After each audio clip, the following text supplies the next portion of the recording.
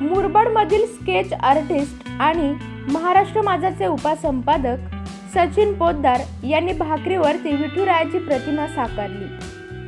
कांदा मुळा भाजी अवघी विठाई माझी या संकल्पनेतून हे चित्र साकारण्यात आले आहे।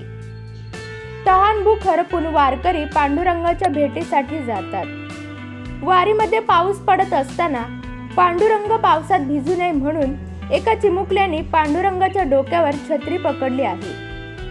असाच काहीसा प्रसंग या चित्रातून रेखाटण्यात आला आहे।